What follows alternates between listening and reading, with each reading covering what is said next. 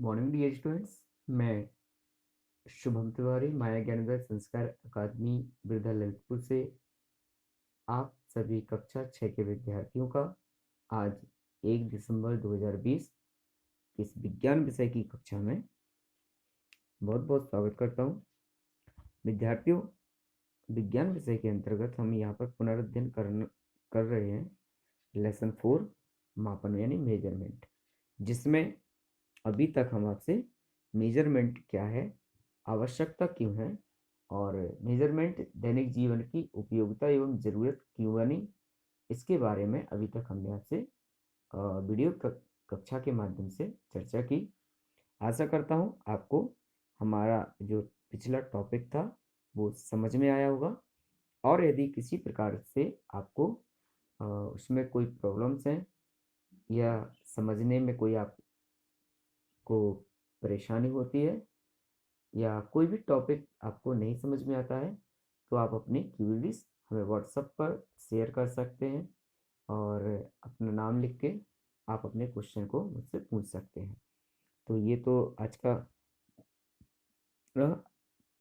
आज हम जो आपके लिए टॉपिक लेके आए हैं वो हमारा टॉपिक मीटर पद्धति और अंतर्राष्ट्रीय मात्रक प्रणाली। विद्यार्थियों, लंबाई का मापन एवं मापन के उपकरण, ये आज का हमारा विषय है।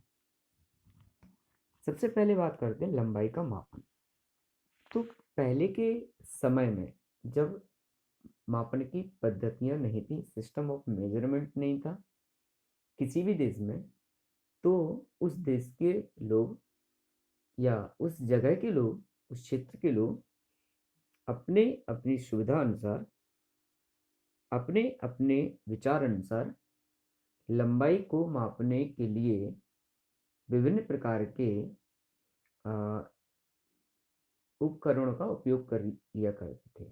और उन उपकरणों में कोई ऐसा वस्तु नहीं थी जो बनाई गई हो, वो अपने हाथ, पैर और अंगुल, मुट्ठी आदि इनका प्रयोग किया करते थे। आइए जानते हैं कैसे।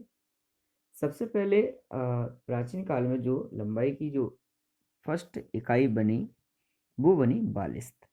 बालिस्त जिसे हम अपनी भाषा में बीता कहते हैं, कहते ना, 1 बीता, 2 बीता, 3 बीता। फिर इसके बाद लोगों ने पैर की लंबाई को भी लंबाई के मापन में प्रयोग किया। अंगुली की चौड़ाई तथा 1 कदम की दूरी, इसका भी उपयोग किया। इन सभी मापों का लंबाई के मात्रक के रूप में सामान्य रूप से सभी जगह प्रयोग किया जाने लगा इनको।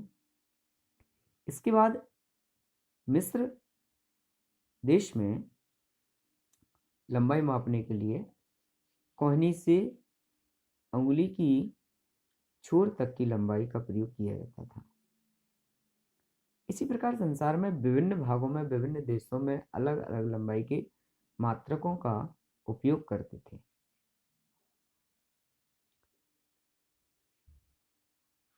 छोटी और बड़ी इकाइयां मापन की, लंबाई के मापन की छोटी और बड़ी इकाइयां भारत में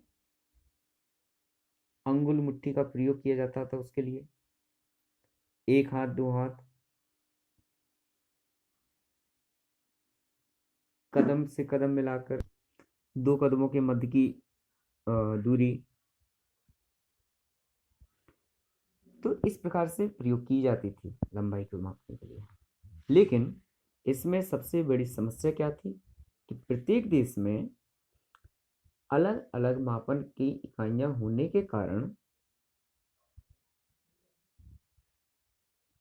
परेशानी हुआ करते थे। अब इस प्रॉब्लम्स को सॉल्व करने के लिए कि सभी देशों में, विश्व के सभी देशों में मापन की एक समान इकाइयां हो, जिससे कभी भी किसी भी प्रकार से मापन संबंधी कार्यों में एक देश से दूसरे देश में कोई भी प्रॉब्लम्स ना हो। इसके लिए सन 1790 ईस्वी में फ्रांसीसियों ने मापन की एक मानक स्टैंडर्ड सिस्टम को बनाया, जिसे विज्ञान में मीट्री पद्धति, सिस्टम ऑफ मेजरमेंट के नाम से जाना जाता है।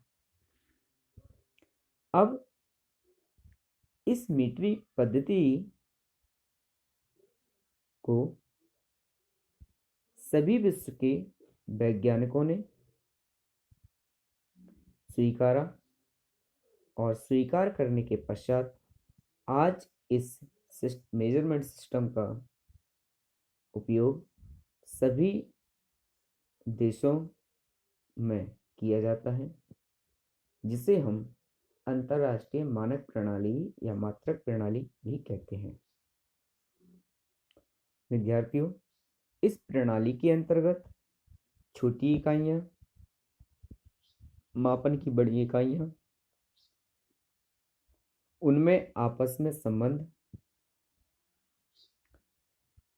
सभी राशियों को अलग अलग मापने के मात्रक निर्धारित किए गए, उनकी एक स्टैंडर्ड वैल्यू को फिक्स किया गया है। जैसे लंबाई मापन के लिए मीटर पैमाने के 10 गुना, 100 गुना, 1000 गुना बड़े मात्रकों का प्रयोग किया जाता है। वहीं छोटी लंबाई को मापने के लिए मीटर पैमाने के 10वें, 100वें एवं 1000वें भाग का प्रयोग किया जाता है।